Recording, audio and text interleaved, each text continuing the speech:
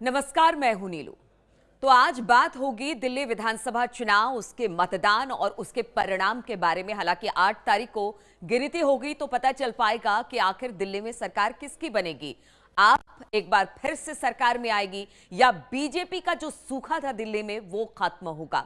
सबसे पहले बात कर लेते हैं मतदान की। तो कल बताया जा रहा है कि मतदान उस तरीके का नहीं हुआ जिस तरह की सोच थी।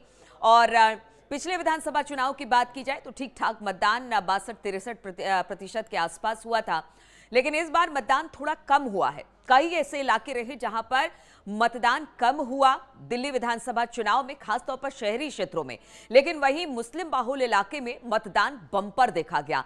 60% से ऊपर कई सारे जो मुस्लिम बाहुल इलाके थे वहां पर मतदान हुआ है। वहां पर मतदाता खुलकर बाहर निकले हैं, चाहे वो सीलमपुर हो या फिर मजनू का टीला हो या बाकी जगह पर हो, हर जगह करावल नगर हो, इसके अलावा चांदनी चौक हो, हर जगह पर अच्छा खासा मतदान हुआ। लेकिन नई दिल्ली सीट पर जिस तरह का मतदान होना चाहिए था उस तरह का मतदान नहीं हुआ।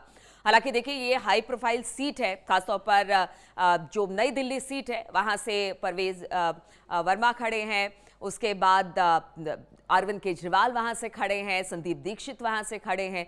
लेकिन अब देखिए, अब जो एग्जिट पोल के नतीजे आ रहे हैं उसमें 10 में से 8 ऐसे एग्जिट पोल के नतीजे हैं जो ये बता रहे हैं कि दिल्ली में इस बार बीजेपी का सूखा खत्म होगा। बीजेपी जिसका इंतजार दिल्ली में सरकार बनाने का कर रही थी, उसकी सरकार बनती हुई दिखाई दे रही है। हालांकि देखिए, एग्जिट पोल एग्जैक्ट पोल नहीं है, ये जब तक मतगणना नहीं हो जाती है पता नहीं चल पाता है, लेकिन संकेत बीजेपी की तरफ पॉजिटिव दिखाई दे रहे हैं।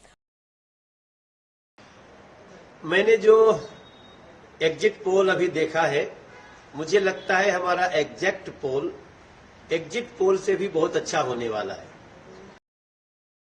अब इसके कुछ प्रमुख कारण देख लीजिए। अगर बीजेपी दिल्ली की सत्ता में वापस लौटती है तो इसके पीछे की वजह क्या क्या है वो भी हम आपको बता देते हैं। चुनाव प्रचार इस बार खास तौर पर आपके भ्रष्टाचार को लेकर बीजेपी ने किया।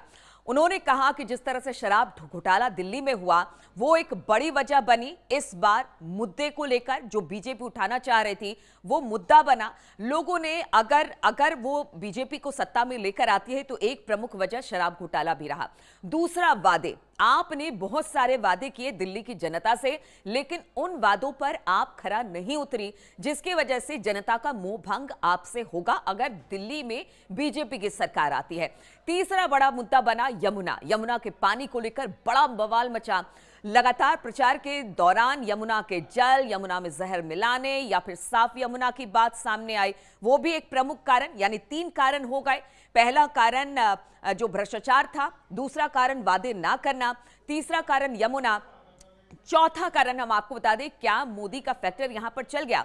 नरेंद्र मोदी ने जिस तरह की बातें की कि आप नहीं आपदा है, दिल्ली की जनता इस आपदा से त्रस्त आ चुकी है, वो भी एक बड़ा मुद्दा दिल्ली चुनाव में बना। और अगर 5वें मुद्दे की बात की जाए तो मुख्यमंत्री योगी आदित्यनाथ हिंदुत्व की बात यहां पर बीजेपी करती दिखाई दी।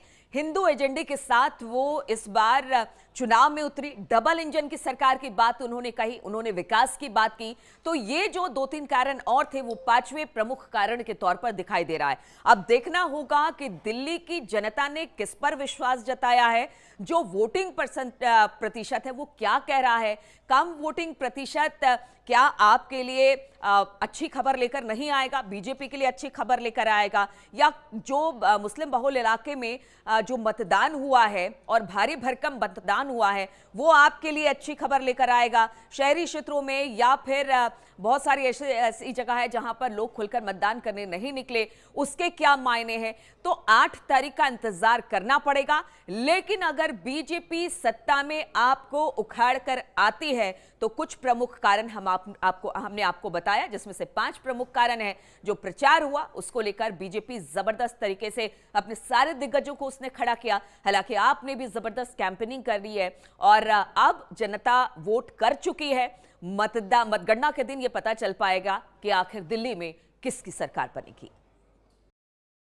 मैं सबसे पहले तो दिल्ली की जनता का बहुत बहुत धन्यवाद करता हूं कि उन्होंने इतने भारी उत्साह के साथ में मतदान किया, और ये निश्चित है कि 8 तारीख को कमल खिलेगा, क्योंकि इतना भारी मतदान ये केवल बदलाव के लिए है। ये दिल्ली को अच्छा बनाने के लिए है, दिल्ली के अच्छे भविष्य के लिए है। तो मैं सभी का बहुत बहुत धन्यवाद करता हूँ। कांग्रेस को भी एक सीट मिल सकती है और आप पार्टी की सीटें भी कम हो रही है अब। देखिए, एक बात तय है कि दिल्ली में कमल खिल रहा है, दिल्ली में भारतीय जनता पार्टी की सरकार बन रही है। तो हमारे सामने चुनौती रहेगी कि जो सारी 11 साल की नाकामियाँ थी, हमें उसको तो ठीक करना ही है। बहुत सारे अच्छे काम करने हैं। मोदी जी के साथ में मिलकर दिल्ली में एक अच्छी सरकार बनेगी, दिल्ली में सुशासन देंगे, दिल्ली में यमुना मैया को साफ़ करेंगे, दिल्ली में झुग्गी वालों को उनका पक्का मकान देंगे और हमारे बेरोजगार बच्चों को रोजगार देंगे। बहुत सारे काम करेंगे। आप कितने कॉन्फिडेंट हैं? अरविंद केजरीवाल आपके अपोजिट में लड़ाई लड़ रहे हैं, तो आप कितना अभी आत्मनिर्भर, आत्मविश्वास से दिखाई दे रहे हैं? देखिए, अरविंद केजरीवाल जी पूरे कॉन्फिडेंट है कि वो हार रहे हैं।